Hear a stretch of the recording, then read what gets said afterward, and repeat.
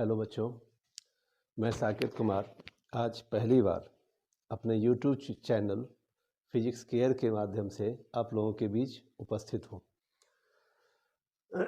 आज मैं बिहार बोर्ड में के होने वाले एग्ज़ाम के बारे में बात करेंगे।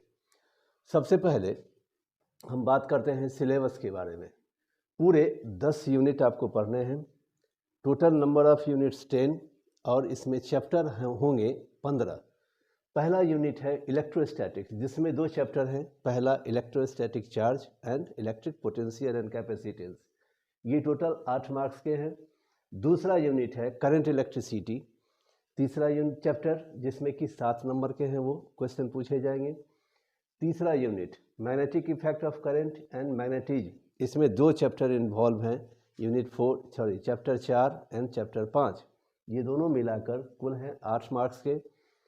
Unit 4 electromagnetic induction and AC, chapter 6 + 7, total marks हो गए 8 नंबर के। Unit 5 electromagnetic waves, total marks हैं 3। यूनिट 6 ऑप्टिक्स, इसमें 2 चैप्टर इन्वॉल्व हैं, चैप्टर 9 एंड चैप्टर 10, टोटल है ये 14 मार्क्स, 14 नंबर के। Unit 7 dual nature of matter, ये 4 नंबर के हैं।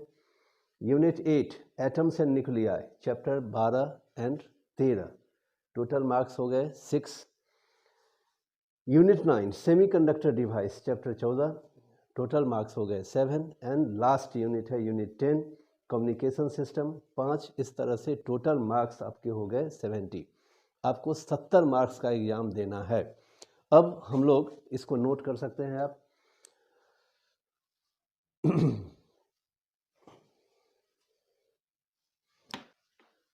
अब हम बात करेंगे मार्किंग सिस्टम की। मार्किंग सिस्टम कि आपको मार्क्स कैसे दिए जाएंगे बोर्ड एग्जाम में। टोटल थ्योरी हो गया 70 मार्क्स। इस 70 मार्क्स में 3 सेक्शन होते हैं।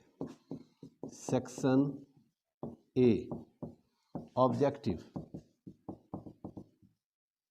ये मल्टीपल चॉइस क्वेश्चन होते हैं, एमसीक्यू।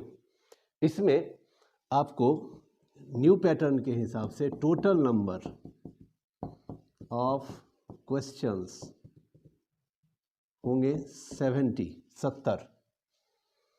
इसमें से आपको जवाब देना है 35 का। ईच क्वेश्चन कैरीज 1 मार्क्स, यानी 35 मार्क्स। एक क्वेश्चन 1 मार्क्स का। टोटल 70 में से आपको केवल 35, कोई भी 35 जिसका जवाब आपको पता हो उसका जवाब देना है। टोटल मार्क्स हो गए 35। सेकेंड सेक्शन, सेक्शन बी, इसमें पूछे जाएंगे शॉर्ट क्वेश्चंस। ये टोटल नंबर हो जाएंगे, टोटल नंबर ऑफ क्वेश्चंस 20। इसमें से आपको जवाब देने हैं ओनली 10 के। हर क्वेश्चन 2 मार्क्स का होता है, तो 10 × 2 हो गया 20 marks. Now section C, long question. Total question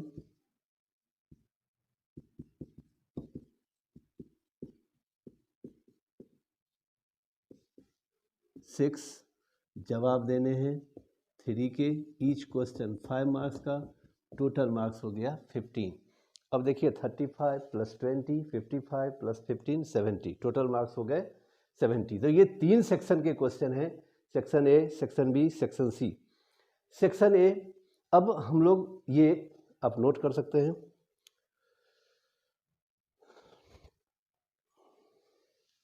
अब बात करते हैं हम लोग टाइम मैनेजमेंट की, कि टाइम किस क्वेश्चन में, किस सेक्शन में आपको कितना देना है।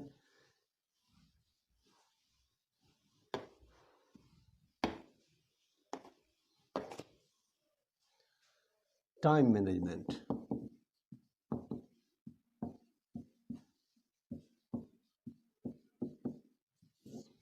देखिए बच्चों, टाइम मैनेजमेंट बहुत मायने रखता है एग्जाम के व्यू से। बिहार बोर्ड के एग्जाम में टाइम को 2 सेक्शन में, टोटल टाइम आपके पास है 3 आवर 15 मिनट, 3 घंटे 15 मिनट का टाइम मिलेगा आपको। इस टाइम को 2 सेक्शन में बांटा गया है। पहला सेक्शन है ऑब्जेक्टिव विथ OMR सीट, इसके लिए टाइम मिलेगा आपको 1 आवर 15 मिनट। इस 1 आवर 15 मिनट में ये 15 मिनट जो है वो क्वेश्चन पढ़ने के लिए होता है, मतलब आपको एग्जैक्ट मिलेगा 1 आवर। इस 1 आवर में आपको क्वेश्चन करने हैं 35, ठीक है, 1 घंटे में 35 ऑब्जेक्टिव। बहुत इजी है, आसानी से किया जा सकता है। जब आप ये कर लेंगे तो OMR सीट लेकर फिर दूसरा टाइम आएगा आपका सेक्शन नेक्स्ट टाइम। अब टाइम बच गया 3 घंटे 15 मिनट में 1 घंटे 15 मिनट निकल गए, तो remaining time exact 2 hour. 2 hour means 120 minute. अब इस 120 मिनट में आपको करना क्या है ये समझ लीजिए। पहला है शॉर्ट क्वेश्चन। शॉर्ट क्वेश्चन कितने जवाब देने हैं? 10 क्वेश्चन का, 10 क्वेश्चन, और ईच क्वेश्चन 2 मार्क्स, यानी 20 मार्क्स लिखना है आपको, ठीक है। और लॉन्ग क्वेश्चन कितने? 3 × 5 यानी 15 मार्क्स। तो बाकी के 2 घंटे में आपको 35 मार्क्स का क्वेश्चन लिखना है। टोटल नंबर ऑफ क्वेश्चंस हो गए 10 शॉर्ट के और 3 हो गए लॉन्ग क्वेश्चन।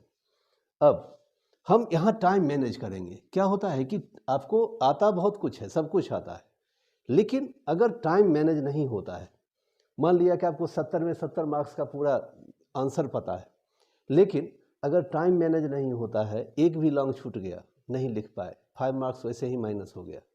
अब आपका मार्किंग होगा कितने पर? 65 पर। इसीलिए टाइम को मैनेज करना कहा जाता है कि हाफ एग्जाम है। जिनका टाइम मैनेज हो गया, समझिए आधा काम उनका हो गया। अब हम यहाँ टाइम को डिवाइड करेंगे। टोटल हमारे पास है कितने समय? 120 मिनट। इस 120 मिनट को हम बांटेंगे 10 क्वेश्चन और 3 इसके लिए, ठीक है। तो हम इस टाइम मैनेजमेंट को कैसे करते हैं, तो अभी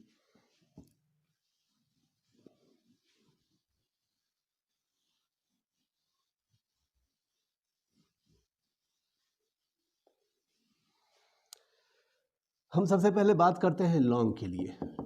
टाइम फॉर लॉन्ग, इसके लिए आप 1 आवर रखें। 1 आवर यानी 60 मिनट,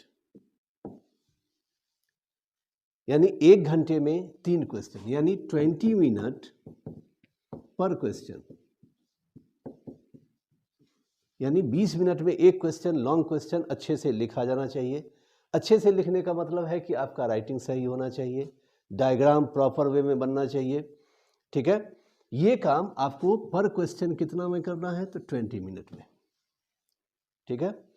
अब शॉर्ट के लिए, टाइम फॉर शॉर्ट,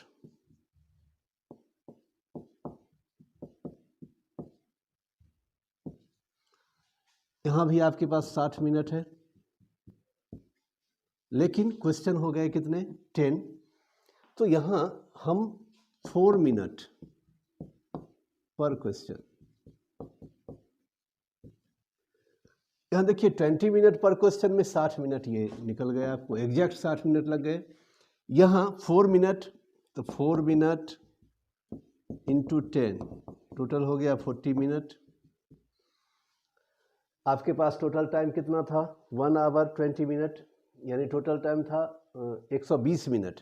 इसमें से 60 मिनट लॉन्ग में चला गया, 40 मिनट शॉर्ट में। अब बचा रिमेंड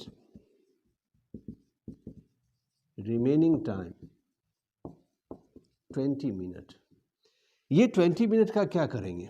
20 मिनट जो आपने अभी तक लिखा है पूरे लॉन्ग शॉर्ट, इसको कॉपी को पलट कर देख लेना है कि कहीं कुछ छूटा तो नहीं है, कहीं ऐसा क्या नहीं, ऐसा तो नहीं है कि किसी शॉर्ट में या किसी लॉन्ग में कुछ हिस्सा, क्वेश्चन का कुछ हिस्सा लिखने के लिए रह गया। ये चेक करना है, मतलब रिव्यू टाइम होता रखना है आपको 20 मिनट। ठीक है, तो 60 मिनट में 3 लॉन्ग क्वेश्चन यानी 20 मिनट पर क्वेश्चन का, शॉर्ट के लिए 40 मिनट 4 मिनट पर क्वेश्चन का, टोटल हो गए 100 मिनट। आपके पास फिर भी बचता है 20 मिनट का टाइम। इस 20 मिनट का यूज आप पूरे कॉपी को जो आपने लिखा है उसको रिव्यू करने में बिताएंगे कि कहीं कुछ एरर ना रह जाए। इस तरह से आपका पूरा टाइम मैनेज हो जाता है। अब सवाल उठता है कि अगर आप अभी, जैसा कि प्रैक्टिस में आपका अभी नहीं होगा, कोई लॉन्ग क्वेश्चन लिखने बैठिएगा तो आपको कम से कम हो सकता है आधा घंटा लगेगा, 30 मिनट। अभी आप इसको नोट कर सकते हैं।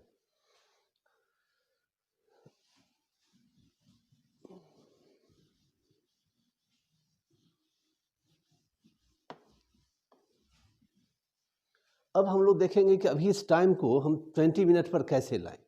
मान लिया कि अभी आप कोई लॉन्ग क्वेश्चन लिखना शुरू करते हो और आपको 30 मिनट लगता है। ठीक है, ये कैसे समझेंगे? तो अब जब भी प्रैक्टिस करें किसी क्वेश्चन का, जैसे कोई क्वेश्चन याद कर लिया, अब उसको लिखने का प्रैक्टिस कर रहे हैं, दिमाग में ये रखना है कि हम एग्जाम में लिख रहे हैं, ऐसा नहीं कि घर पर ऐसे जैसे लिख रहे हैं। बिल्कुल कंसंट्रेट होकर, फोकस्ड होकर लिखेंगे। जैसे कि एक क्वेश्चन हमने लिया यहाँ लॉन्ग, ठीक है, और उसको लिखना शुरू करते थे। जैसे ही लिखना शुरू करेंगे तो यहाँ स्टार्टिंग टाइम लिख देंगे। मान लीजिए हम 9 बजे शुरू किए, ST लिख देंगे 9 AM PM जो हो।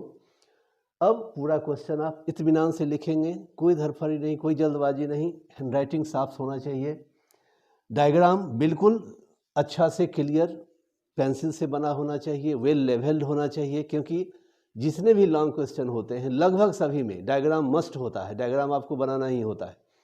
तो डायग्राम ऐसा बनना चाहिए कि एग्जामिनर आसानी से उसको देख सके। डायग्राम बनाने के लिए आप पेंसिल का ही यूज करेंगे, क्योंकि अगर कुछ गड़बड़ हो जाता है तो आपके पास ऑप्शन रहता है कि उसको मिटाकर आप ठीक से फिर से बना सकते हैं। पूरा टाइम इसको लिखना है। अब मान लीजिए कि 9 बजे आपने शुरू किया था और ये आपको लग गया 9:30, तो ये लिख देंगे OT।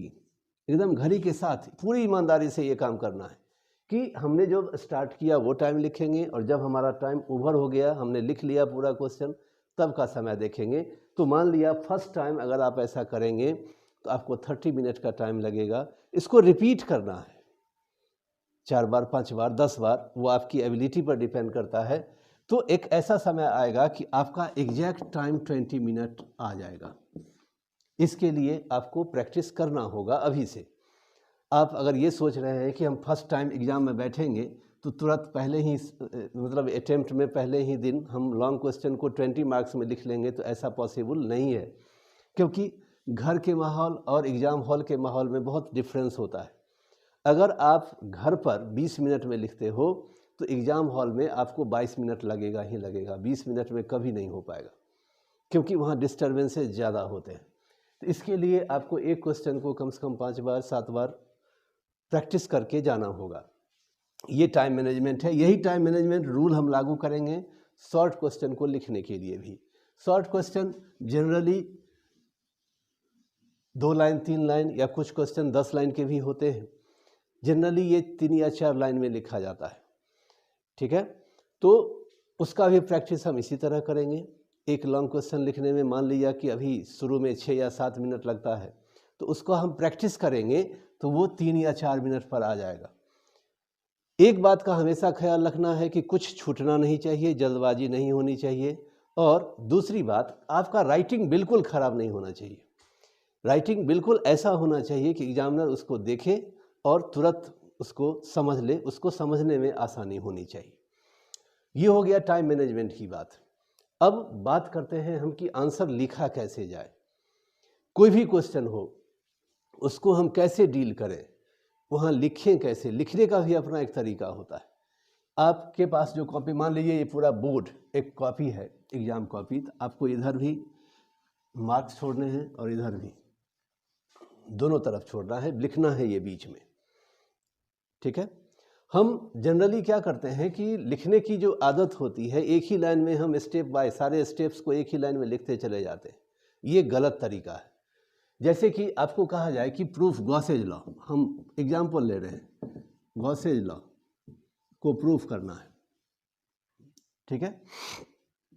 तो गॉसेज लॉ होता है phi net equal to integration of E D S equal to Q net by epsilon not. अब इसको प्रूफ करना है, तो देखिए क्या करना है कि हम LHS को लेंगे। LHS क्या है? Vector E dot vector D S. एक स्टेप लिख दिया हमने। अब इसका जो अगला स्टेप होगा, कभी भी इस साइड नहीं लिखेंगे। अभी हम लोग क्या करते हैं, इक्वल करके इस साइड सेकेंड स्टेप लिख देते हैं, ये गलत तरीका है। एग्जाम में ऐसा भूल के भी नहीं करना है। क्या करना है, इसके नीचे लिखेंगे। इसको हम अरेंज करते हैं, तो ये लिखाएगा E D S cos theta, ठीक। अब इसके बाद का जो स्टेप होगा, इसके नीचे R cap D S N cap cos theta. अगला स्टेप जो होगा वो इसके नीचे लिखेंगे। मतलब कभी भी दो स्टेप एक ही लाइन में नहीं लिखना है, बिल्कुल नहीं, भले वो स्टेप एक ही लेटर का क्यों ना हो। हम इसको इस तरह से स्टेप वाइज लिखेंगे। पेज की वहाँ कोई कमी नहीं होती है, 32 पेज का पूरा सेट होता है और वो कभी नहीं भरता है साइंस में। इस तरह से आप लिखेंगे, दोनों तरफ मार्क्स बिल्कुल क्लियर होने चाहिए। लिखने का जो लाइनिंग है वो बिल्कुल साफ होना चाहिए। कभी कभी क्या होता है कि एक क्वेश्चन में सब क्वेश्चंस मिले होते हैं, 2-3 क्वेश्चन उसके साथ लिखे होते हैं। अब जैसे कि ये तरीका आप नोट कर सकते हैं।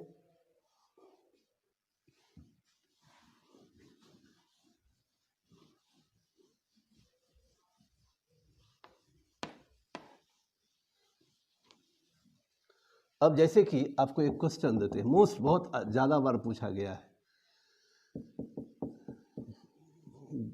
गॉस प्रमेय क्या है, इसे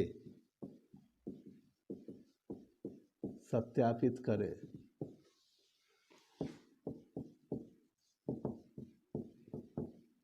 इसकी सहायता से कूलॉम नियम प्राप्त करें। ये क्वेश्चन है लॉन्ग का, बहुत बार पूछा जा चुका है, बिल्कुल हॉट गेस क्वेश्चन है ये। अब देखिए इस क्वेश्चन में 3 पार्ट हैं। पहला पार्ट क्या है, गॉस प्रमेय क्या है।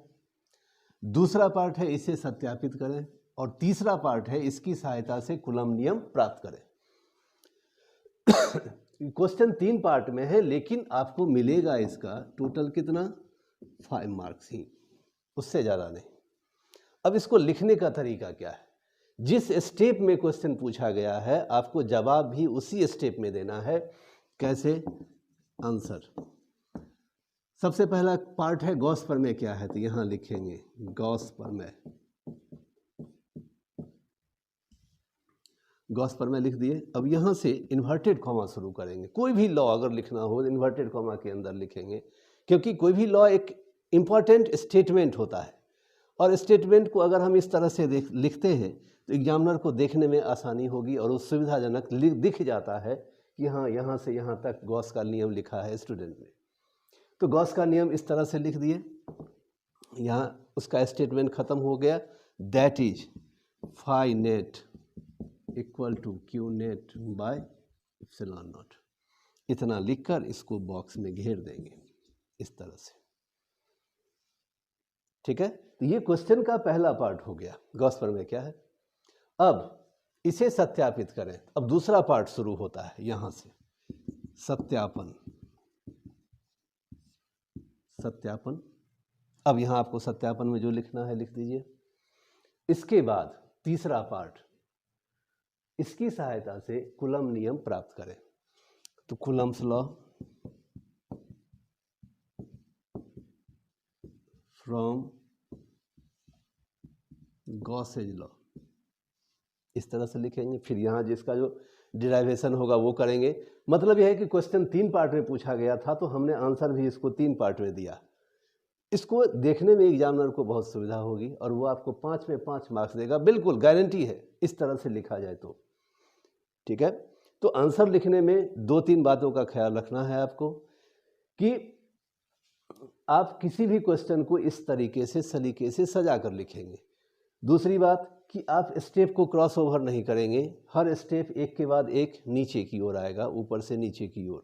एक ही लाइन में 2 स्टेप नहीं लिखा जाएगा। क्वेश्चन जितने स्टेप में होंगे उसके जितने भी हेडिंग्स बनेंगे, सारे हेडिंग्स को यहाँ लिखना होगा इस तरह से। ठीक है, और सबसे इम्पॉर्टेंट बात कि राइटिंग आपका बिल्कुल सही होना चाहिए, कि आप जो भी लिख रहे हो वो बिल्कुल साफ दिखना चाहिए। डिराइवेशन बिल्कुल क्लियर होना चाहिए, डायग्राम बिल्कुल साफ बनना चाहिए। तो इस तरह से अगर लिखा जाए तो मार्क्स फुल में फुल मिलेंगे, बिल्कुल एकदम श्योर 100% मार्क्स आपको मिलेंगे।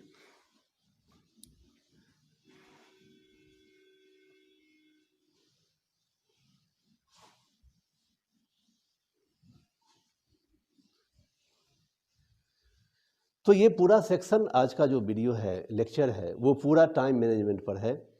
ठीक है, अब कल से आगे से जो वीडियो आएगा वो गेस क्वेश्चन पर होगा। अब यहाँ से क्रैश कोर्स हम शुरू करने वाले हैं। क्रैश कोर्स में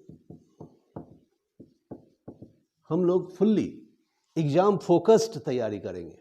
सारा कुछ जो भी होगा वो एग्ज़ाम के लिए होगा। ऑब्जेक्टिव, शॉर्ट और लॉन्ग।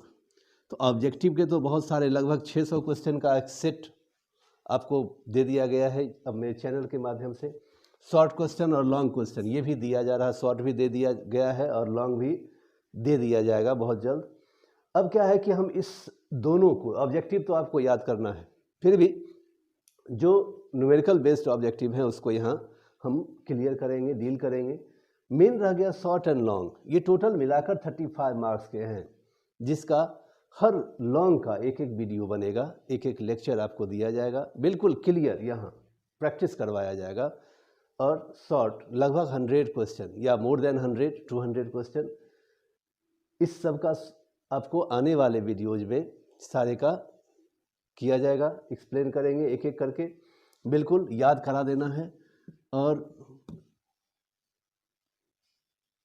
ये तैयारी हमारी चलेगी तब तक, एग्ज़ाम से पहले तक, A to Z तैयारी पूरे ये फिजिक्स का। तो आज का बात यहीं तक रखते हैं। Good night.